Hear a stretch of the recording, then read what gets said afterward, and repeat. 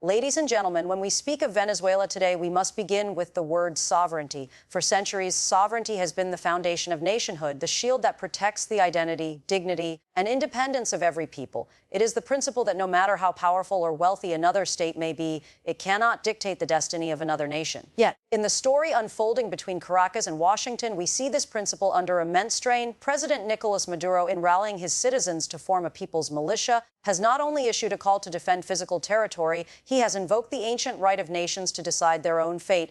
When he says to his people that Venezuela will resist foreign interference, his words echo beyond borders. They remind us of the countless struggles from Asia to Africa to Latin America, where nations rose against colonialism, occupation, and domination. The Venezuelan crisis, with its deep economic wounds and political fractures, cannot be understood merely as an internal issue. It has become a battlefield of ideas between sovereignty and intervention, between self-determination and external control, and here lies the deeper meaning of Maduro's defiance. It is not just a rejection of Trump's threats, but a rejection of the idea that freedom and progress can be imported at the point of a sanction or dictated through a foreign leader's speech. History tells us that when freedom is given, it is fragile, but when freedom is earned, fought for, protected, and defended, it becomes the lifeblood of a nation. This is why sanctions, no matter how crippling, rarely break the spirit of a people. Instead, they often harden resolve, reminding citizens that their dignity cannot be purchased by promises of aid or conditional assistance. In calling his citizens to militia, Maduro has touched a nerve in Venezuelan identity. He is saying, in essence, we may be poor, but we are proud. We may be pressured, but we are not for sale. We may be challenged, but we will not surrender our sovereignty to anyone. Whether one supports or opposes his policies, the principle he raises is timeless. Nations cannot be laboratories where foreign powers experiment with their ambitions. They are not pawns on a chessboard of geopolitics. They are homes, histories, and futures of real people. But sovereignty is not merely about resisting foreign threats. It is also about accountability. A sovereign nation must be able to govern itself wisely, to provide for its citizens, to safeguard their rights and dignity. This is where the Venezuelan dilemma becomes more complex. For while Maduro speaks of sovereignty against Trump's threats, his critics argue that sovereignty also means responsibility, a responsibility to prevent hunger, to manage resources, to ensure justice. If sovereignty becomes only a shield against outside interference and not a tool to build a better life for citizens, then its meaning is hollow. And yet, even in this paradox, the truth remains, no matter how flawed a government may be, the solution cannot come from threats of external domination. The will of a nation must come from within. Change, if it is to be lasting, must be born from the aspirations of the people, not imposed from the outside. Otherwise, what we see is not liberation, but dependency, not freedom, but submission. Sanctions, threats, and ultimatums, these are the weapons of those who believe power is stronger than principle. But history tells a different story. From India's struggle for independence to Vietnam's defiance to the revolutions across Africa and the Middle East, each showed that a nation, however battered, will not surrender its sovereignty cheaply. The human spirit does not bow easily to coercion. So when Venezuela stands today declaring that sovereignty cannot be dictated, it speaks a universal truth. Freedom is not a gift that can be delivered in speeches from Washington. It is not a product that can be exported across oceans. It is not a currency that can be bought and sold in the marketplace of geopolitics. Freedom, true freedom, is born from within the heart of a people. It is preserved by their sacrifice, sustained by their unity, and protected by their readiness to defend their homeland against all odds. The world must listen carefully to this message, not because it justifies one leader's choices, but because it reaffirms a principle essential for global peace. Every nation has the right to chart its own destiny, free from coercion, free from manipulation, free from the shadow of external threats. Throughout human history, there has been a recurring pattern. Great powers rise, seek to extend their influence, and attempt to impose their will upon others. Yet time and again, what stands in their way is not merely armies or governments, but the spirit of ordinary citizens, farmers, workers, students, mothers, and elders. These are the unsung defenders of sovereignty, the silent guardians of freedom. When President Maduro calls upon Venezuelans to form a civilian militia against the threats voiced by President Donald Trump, he is drawing on this deep historical truth. Governments may falter, institutions may crumble, but when citizens take it upon themselves to defend their homeland, they form a wall stronger than any weapon. It is not the rifles in their hands that make them powerful. It is the conviction in their hearts. History provides us with vivid examples. Consider the resistance movements during World War II. Nations under occupation did not wait passively for liberation. Their citizens organized in villages, towns, and cities, sabotaging, resisting, and ensuring that foreign powers never fully crushed their spirit. In Vietnam, despite overwhelming technological superiority on the side of the United States, it was the resilience of peasants and ordinary citizens fighting in rice fields and jungles that ultimately forced the world's most powerful military to reconsider its campaign. The lesson is clear: a nation is not truly defended by its government or its weapons, but by the collective will of its people. Venezuela's call to militia, then, is not just symbolic. It is an assertion that the power of the people remains the ultimate safeguard of sovereignty. But we must go deeper. Why do people resist so fiercely when their homeland is threatened? The answer lies in the bond between land, identity, and dignity. A nation is not merely a political construct. It is the soil where ancestors are buried, the language carried through generations, the songs, the traditions, the struggles, and the victories that shape a people's soul. When an external power seeks to dictate, it is not only attacking a government, it is attacking memory, identity, and heritage, and no human being gives those up easily. Even in times of economic collapse and political division, people can unite when they sense an external threat. This is precisely what Maduro is attempting to channel. Though Venezuela is plagued by hyperinflation, shortages, and political polarization, the call to militia is a way of saying, let us put aside our differences, for when our sovereignty is endangered, we must stand as one. Yet this truth also comes with a paradox. While citizens form the first line of resistance, they are also the ones who bear the heaviest cost. It is the young who are sent to defend borders. It is the poor who feel the weight of sanctions. It is families who are displaced by conflict. Leaders may speak of honor and sovereignty, but it is always the people who pay the price of war, of embargoes, of prolonged struggle. This raises a crucial question: how should leaders use the courage and resilience of their people? Should it be a tool to strengthen genuine independence, to build peace, and to nurture national pride? Or should it become a shield to protect political power, to silence dissent, and to cling to authority? In Venezuela's case, both realities may coexist. On one hand, the call to militia is about resisting external domination. On the other, it also serves as a political mechanism to rally support for a government under intense pressure. Still, one cannot deny the enduring truth: when push comes to shove, it is the people, not presidents or parliaments, who form the last barrier against foreign control. And this truth matters not only for Venezuela, but for every nation watching from afar. It reminds us that sovereignty cannot be safeguarded by diplomacy alone, nor can it be purchased with alliances. It is rooted in the willingness of ordinary citizens to rise when their freedom is threatened. In this sense, Venezuela today is a microcosm of a broader historical lesson. Whether in the resistance of the French against Nazi Germany, the courage of the Cubans during the Bay of Pigs invasion, or the determination of smaller nations throughout history, the story is always the same. The people are the shield, the people are the sword, the people are the soul of the nation. So, as Washington and Caracas continue their war of words, the world must recognize that what is at stake is not merely the authority of one leader, but the resilience of an entire people. Their hardships, their sacrifices, their unity in the face of external pressure, all these form the true front line in this geopolitical struggle. And if history has taught us anything, it is this: nations may be defeated temporarily, governments may fall, economies may collapse, but a people who refuse to bow can never truly be conquered.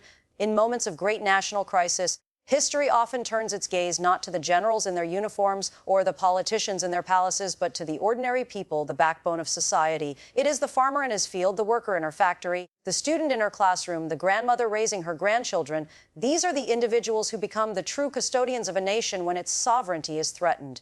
In Venezuela today, President Nicolás Maduro's call to militia is more than a military strategy. It is a declaration that the defense of the homeland cannot be left solely to the armed forces. Instead, it must be carried by the hands of every citizen, from the urban neighborhoods of Caracas to the rural villages in the Orinoco Basin. It is a redefinition of national defense, not as the exclusive responsibility of the state, but as a shared duty of the people themselves. This idea that ordinary citizens can and must be defenders of their soil has deep historical roots. Across centuries, whenever nations faced external threats, governments turned to their citizens. In the American Revolution, farmers and tradesmen formed militias that challenged the might of the British Empire. In China, during the resistance to Japanese invasion, ordinary villagers took up arms to defend their homes. In Africa, during the anti-colonial struggles, citizens who had no formal military training became soldiers of liberation, armed with little more than courage and determination.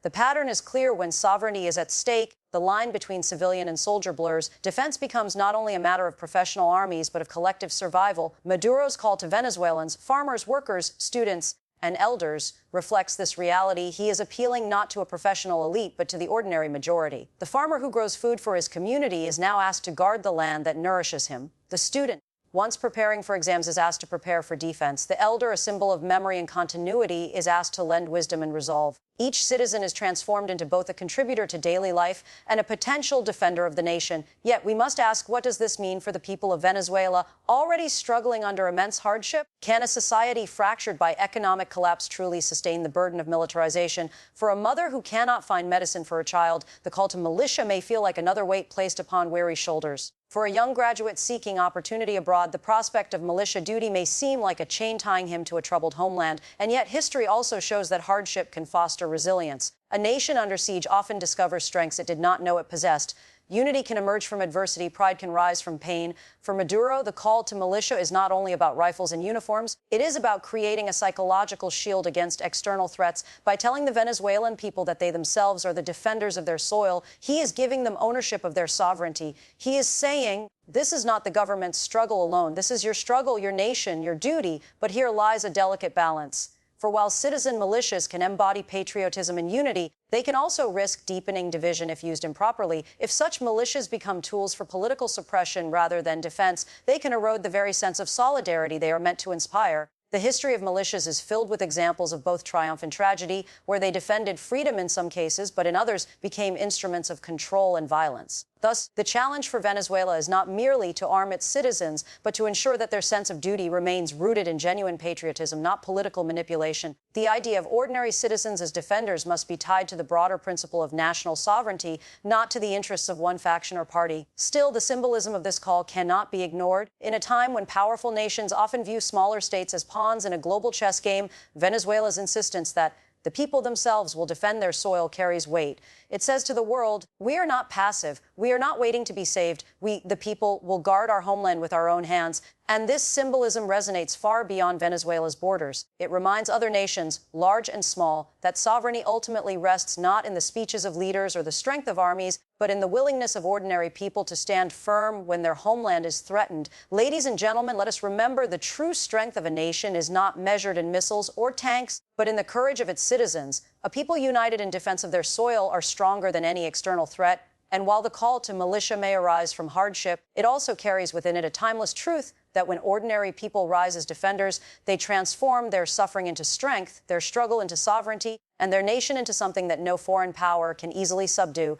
When we talk about geopolitics, about sanctions and threats, about militias and sovereignty, it is easy to lose sight of the most important element of all, the people themselves. Behind every speech, behind every policy, behind every declaration of defiance or warning of punishment, there are human beings, millions of them, who live with the consequences of these decisions. In Venezuela today, those consequences are profound, painful, and deeply personal. The nation that was once one of Latin America's wealthiest has been brought to its knees by a combination of mismanagement, political strife, and international pressure. Hyperinflation has eroded the value of money to the point where salaries often cannot buy a bag of groceries, supermarket shelves that were once filled with goods now stand half empty, and the simple act of finding bread, rice, or medicine has become a daily struggle. Parents wait in long lines for hours, only to return home with barely enough food to feed their families. Hospitals, short on supplies and staff, cannot meet the needs of the sick. Children suffer malnutrition in a country with some of the world's largest oil reserves. This is the daily reality of Venezuelans. When President Maduro calls citizens to militia, when Trump threatens sanctions or intervention, it is these same ordinary people who bear the brunt of the fallout. They are asked to sacrifice, to endure, to resist, and while their spirit is resilient, their bodies and families often carry unbearable burdens. Migration tells another side of this story. In recent years, more than 7 million Venezuelans have left their homeland, the largest migration crisis in Latin America's modern history. They walk across borders into Colombia, Brazil, Ecuador, Peru, and beyond, often with nothing but the clothes on their backs. Doctors become street vendors, engineers wash dishes, mothers take jobs as domestic workers far from home, children grow up as refugees, strangers in lands that are not their own, and yet for many, leaving is not a choice but a matter of survival. Those who remain face the dual challenge of surviving both an economic collapse and a political confrontation. For them, the call to militia is not merely a patriotic slogan, it is layered upon the already crushing weight of hunger, scarcity, and uncertainty. Imagine a father who cannot find milk for his child being asked to take up arms. Imagine a young student whose dreams of education are stalled by shortages of books and electricity being asked to train as a defender of the nation. The cost of resistance in such circumstances is borne on fragile shoulders. We must ask ourselves, what does sovereignty mean if the people themselves are starving? What does resistance mean if the very citizens who are to defend the nation lack medicine, shelter, or stability? Sovereignty while essential, cannot exist in a vacuum. It must be linked to the well-being of the population. A nation is not its government alone, it is its people. And if those people are suffering, then the foundation of sovereignty itself is weakened. This is the paradox Venezuela faces today. On one hand, the government seeks to rally its people against foreign threats, invoking patriotism and unity. On the other, the daily realities of hunger, hyperinflation, and migration fracture the very unity required for effective resistance. The call to militia may inspire some, but for others it may deepen disillusionment as they feel abandoned by a state unable to meet their basic needs. At the same time, we cannot ignore the role of international pressure. Sanctions imposed by the United States and other nations have tightened the economic noose around Venezuela, worsening shortages and making recovery even more difficult. Supporters of these sanctions argue that they are meant to pressure the government, but in practice, it is the citizens who suffer most. When medicine cannot be imported, when food prices soar, when banks are cut off from global markets, it is not the leaders who go hungry, it is the people. Thus, the Venezuelan crisis is not only a political battle between Caracas and Washington, it is a humanitarian crisis unfolding in real time. The images of families crossing rivers to reach safety, of children fainting in schools from hunger, of long lines outside empty supermarkets, these are not abstractions, they are the faces of human cost. So when we hear calls to arms, when we hear threats from abroad, let us remember that the true battlefield is not only in the realm of politics, it is in the homes, hospitals, and schools of Venezuelans. The resilience of these people is extraordinary, but resilience alone cannot replace food, cannot substitute for medicine, cannot heal the wounds of migration. The world must recognize that behind the rhetoric of sovereignty and threats, there lies a simple truth. The strength of a nation depends not only on its defiance of external powers, but on the dignity and survival of its citizens.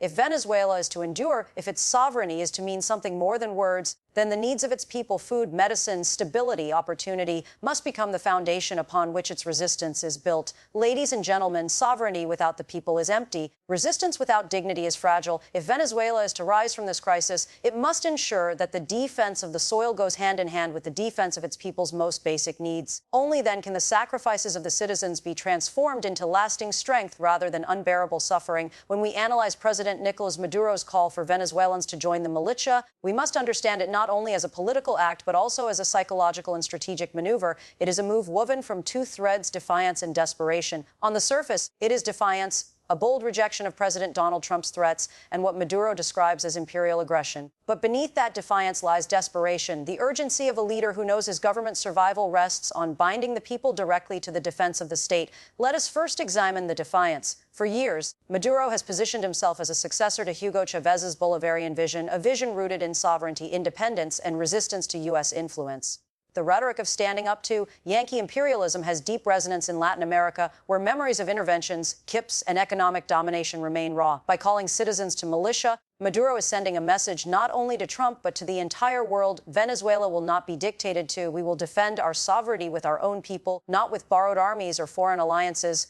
This posture of defiance is crucial for his political base. It transforms Venezuela's hardships, hyperinflation, shortages, migration into symbols of sacrifice in a larger struggle. Every empty shelf, every failed currency note, every sanction can be reframed not simply as government mismanagement, but as the price of resistance to imperialism. In this way, Maduro seeks to turn suffering into solidarity, casting himself not as the source of Venezuela's crisis, but as the shield against external oppression. But then comes the second thread, desperation. No leader calls civilians, farmers, students, workers, elders to militia service unless the state itself feels fragile. The Venezuelan military, though loyal in large part, has faced fractures, desertions, and defections. International recognition of opposition leader Juan Guaidó in 2019 revealed cracks in the state's legitimacy. Sanctions have eroded resources, limiting the government's ability to provide for its armed forces. Against this backdrop, Maduro's appeal to the people is not only patriotic, it is a survival tactic. By binding ordinary citizens to the defense of the state, Maduro is, in effect, fusing his government's fate with the fate of the nation itself.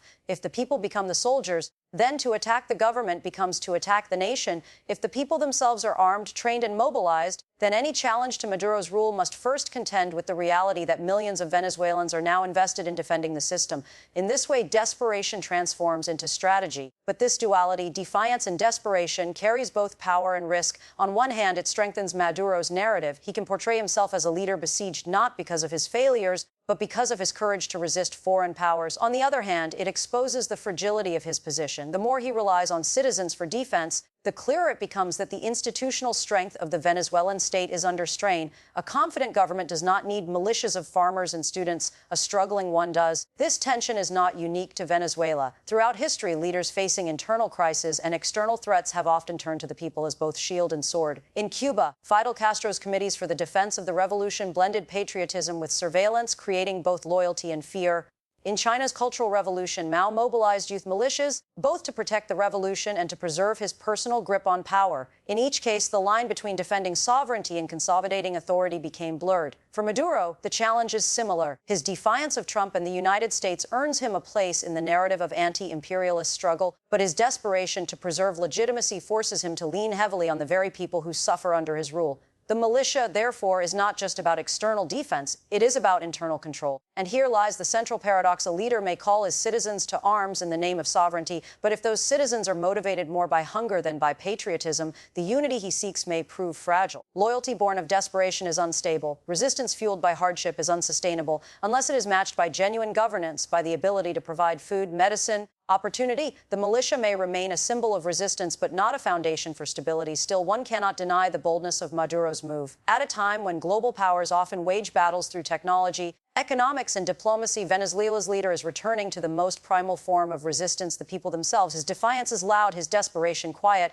but together they form a strategy that has so far kept him in power against odds that many believed were insurmountable. Ladies and gentlemen, Maduro's call to militia reminds us of a timeless truth. When leaders face threats from abroad and weakness at home, they often blur the line between the nation and the state.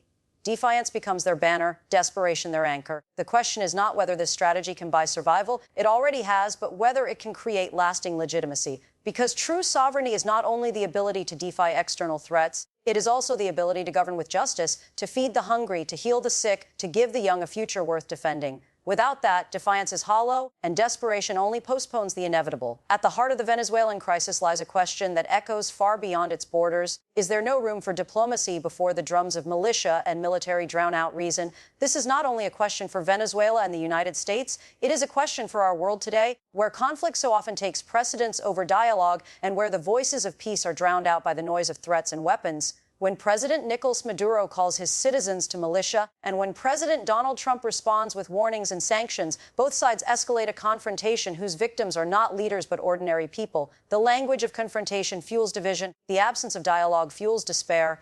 And so we must ask, is there truly no alternative to this cycle of threat and resistance? Diplomacy has always been the bridge between sovereignty and stability. It is the recognition that nations, no matter how different, share one common truth: war destroys, but dialogue builds. In Venezuela's case, the absence of meaningful diplomatic engagement has created a vacuum filled by sanctions, threats, and calls to arms. Yet history shows us that even the deepest conflicts can find resolution when dialogue is pursued with courage. Think of the Cold War. For decades, the world stood on the brink of nuclear catastrophe, yet it was diplomacy, not weapons, that prevented annihilation. Agreements like SELT, arms control treaties, and back-channel negotiations kept humanity from crossing the ultimate line. Think of South Africa, where apartheid might have ended in endless bloodshed, but instead negotiations, though fragile and imperfect, paved the way to transformation. Or think of the Good Friday Agreement in Northern Ireland, where centuries of division gave way to the possibility of peace through talks that many once thought impossible. If such transformations were possible in those contexts, why should we believe Venezuela's crisis is beyond diplomacy? Why should militias and sanctions be seen as the only tools when dialogue remains the most powerful instrument of all? Yet here lies the challenge. Diplomacy requires humility. It requires that each side step back from absolute positions and recognize the humanity of the other. For Washington, this means acknowledging that Venezuela's sovereignty cannot be erased through threats or sanctions. For Caracas, this means recognizing that legitimacy cannot be built solely on defiance, but also on governance, accountability, and dialogue with its own people. Without humility, diplomacy cannot breathe. The danger if diplomacy fails is clear. Calls to militia risk militarizing society, embedding violence in the daily lives of citizens. Sanctions risk deepening poverty, pushing families into hunger and migration. Together, they create a landscape where polarization thrives and peace becomes ever more distant. And once violence becomes normalized, once militias march in the streets and foreign powers tighten their grip, the path back to dialogue is far harder to find. This is why the call for diplomacy is urgent. Not tomorrow, not after the next escalation, but now. Dialogue is not a sign of weakness. It is a sign of wisdom. Even bitter rivals have found common ground when they recognize that endless conflict was a path to mutual destruction.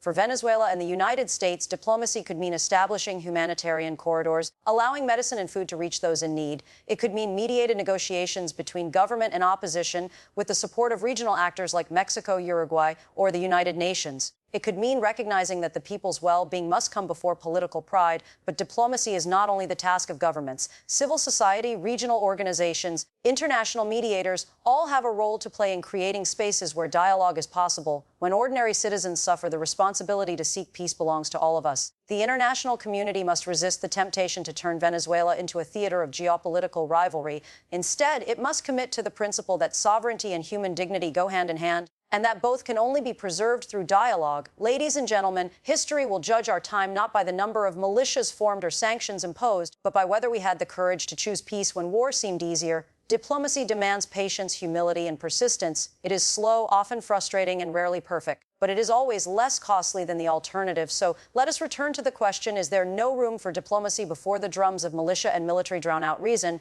The answer, I believe, is that there must always be room, for once reason is drowned out, what remains is suffering, division, and loss that can take generations to heal. The story of Venezuela is not yet finished. Its people, resilient and proud, deserve more than hunger, more than threats, more than endless conflict. They deserve the chance to live with dignity, stability, and peace. And that chance can only come when leaders choose dialogue over defiance, understanding over arrogance, and diplomacy over war. Ladies and gentlemen, let us not wait for the drums of war to silence us. Let us speak now, while dialogue is still possible, and let us remember that peace, however fragile, is always worth the effort.